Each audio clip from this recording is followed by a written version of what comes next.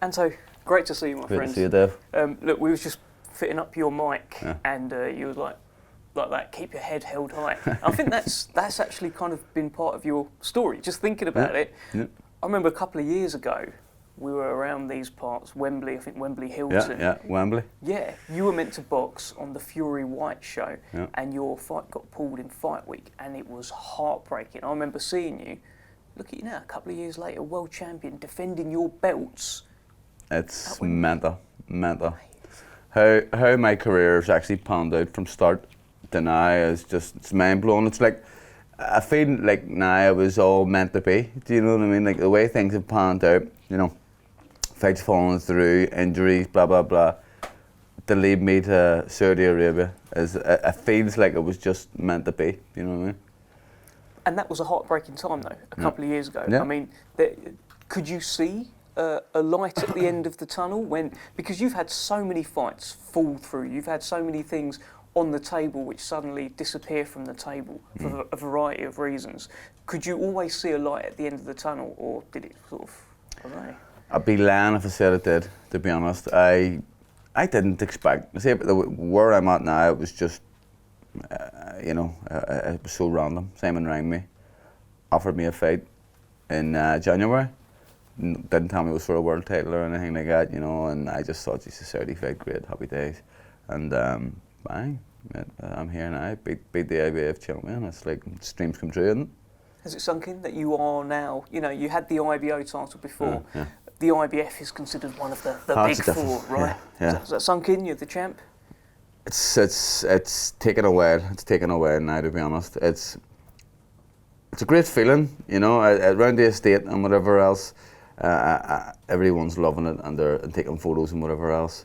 But inside, I find it hard to get used to it, like, you know what I mean?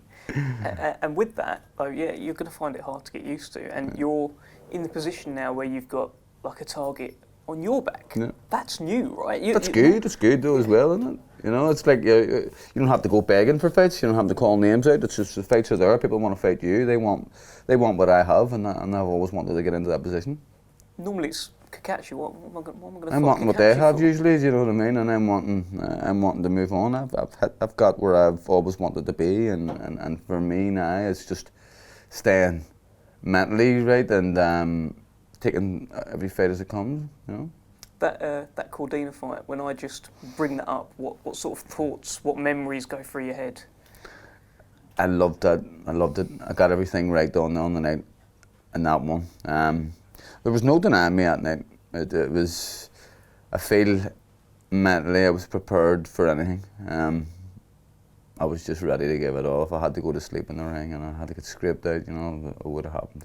So I feel like I was mentally there, but it's still all dreamy, you know. And it looked like Ronaldo just couldn't help himself at the end of your fight as well. He's like, "Oh, Anto, get in, let's do a selfie." Snare broke my neck trying to grab me in for a. Nah, I mean, listen, that was a photo op of all photo ops. So me and the team, we were straight out.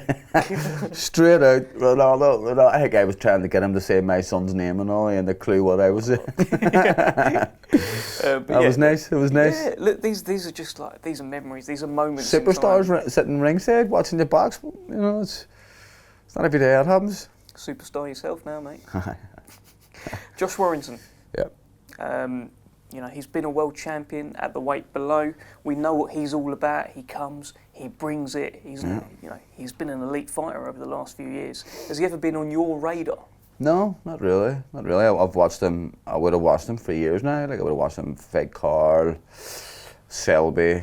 Most of his fights I would have watched. You know, he's value like for money for viewers, and he brings a fight. You know, he's got a big heart, big set of balls, and he wants to come and fight. So I think he's the best type of fight for a show like this. You know, and I'm very grateful to be in the ring with these type of caliber of fighters. So it's like I'm just taking it on in my stride. Stylistically, he's perfect. You know, he's all action. Come forward. You know, if I want to fight him, I can fight him. If I want to box him, I can box him.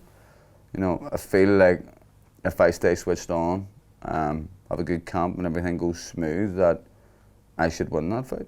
But he was a 2-time world champion. Yeah. And don't look over at anybody, but styles, I feel like his style is made for me. Your power has been kind of like whispered about Yeah. for many years, that you've got sneaky good power.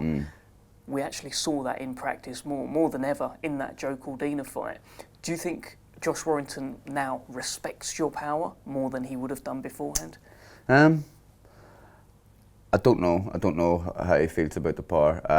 But I know that I'm heavy-handed, and I would probably be one of the heaviest in the division. So Josh would have to respect it, because he's gonna be feeling it in a couple of weeks' time, and I'm at the stage of my career where I'm dying there trying to win this fight. You know, Josh is confident. He's never been beaten by an Irish fighter. Maybe this is his first time. You know? Is this a bit of a revenge mission for Carl? I would love to do that just for Carl and the lads, like, you know what I mean, and it would be brilliant. But I'll try my best. Prediction? Oh, I'm going to win the fight, 100%. Just work hard for 10 weeks and be ready.